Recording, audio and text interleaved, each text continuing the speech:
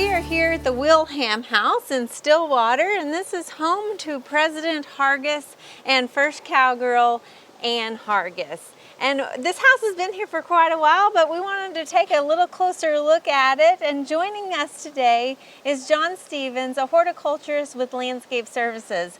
And John, you've been maintaining this residential landscape for a few years, is that correct? Five. 5 years. So tell us a little bit how it is to maintain a residential landscape versus the main campus. Well, probably the biggest difference, Casey, is the amount of people that come by. On campus, you get a lot of foot traffic with all of the thousands of students that come through. But out here, it's pretty quiet. It's just like, it's their home. There's this, when people come out here, it's planned. It's usually an event.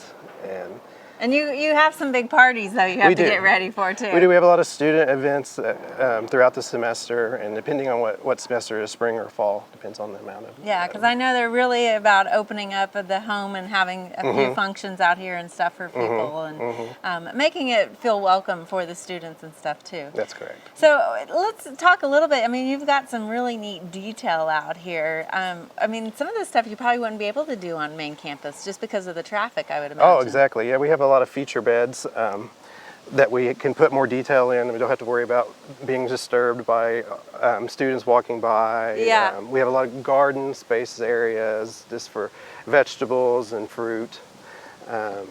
You do a lot of annual color? Do a lot of annual color. We have seasonal change out twice a year in the spring and in the fall.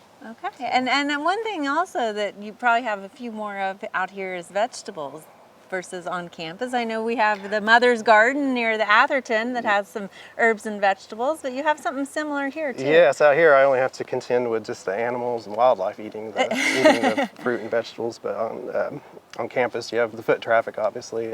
And you're surrounded by beautiful trees as well. Exactly. Well, let's go take a look at some of that detail a little closer. All right. John, your blueberries look fabulous here. Thank you. So tell me, what are you doing special to get them looking so good? Well, Casey, with blueberries you kind of have to treat them like azaleas. They like well-drained, acidic soils. Right. So the beauty of having a planter like this is you can control that environment. With this particular planter, we had to use a lot of peat moss and some compost mix, and throughout the year I'll put soil sulfur and milorganite and just talk to them every day, and you get this. That is true. I mean, having a raised bed here kind of allows you to, I mean, it's a permanent raised bed with concrete and stuff, but it allows you to kind of fix that soil specific for the blueberries versus affecting the turf grass around it. That's correct. Very nice.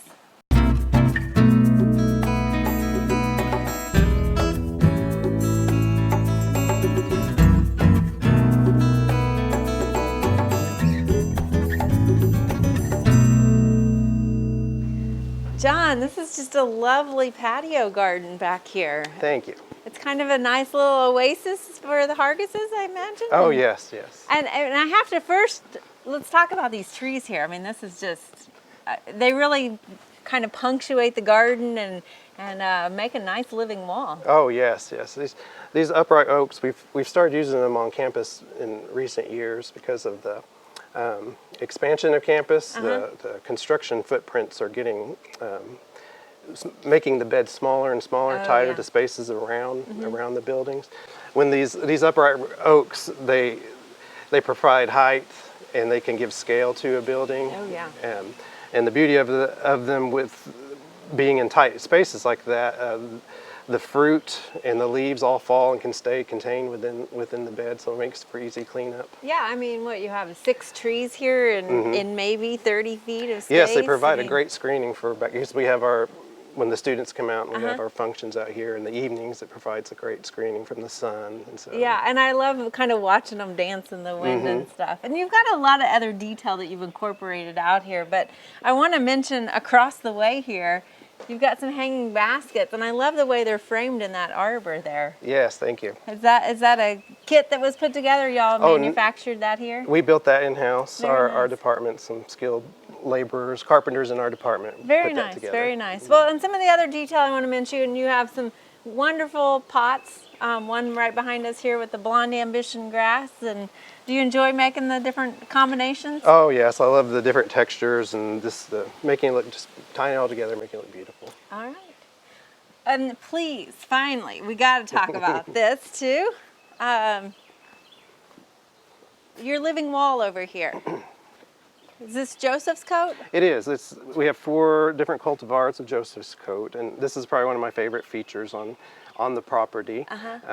We change it out a couple of times a year. Takes some planning on my part. We usually start in the year before, the fall of the year before, to plan out a design so we know how many plants we need to buy. There's 330 cells that we have to account for on here, and it has a drip irrigation system with a spaghetti tubing that's behind the wall. Okay. It's gravity fed. Everything goes down. But occasionally we'll get hot spots on it, and I'll still have to hand water it.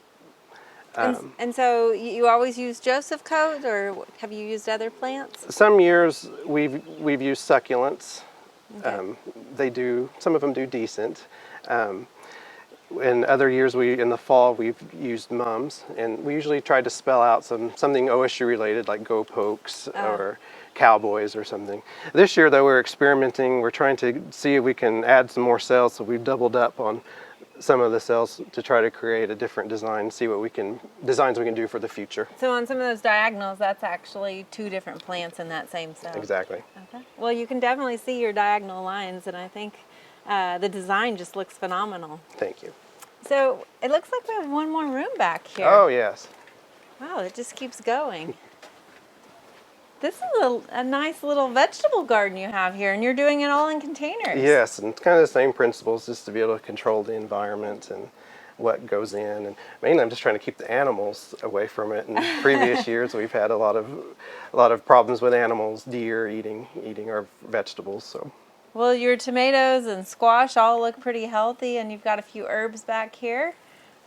Do the Hargises come out here and enjoy some of the herbs and vegetables? Oh yes, they use them daily. Well, I know it's just a fabulous space, and I would be out here if I could every day. So thank you for sharing this garden with us. Oh, you're welcome. Thanks for coming. We hope you enjoyed this video. It's part of our Oklahoma Gardening YouTube channel. You can also find even more videos on our OK Gardening Classics YouTube channel. And join us on social media for great gardening tips, photos, and discussion.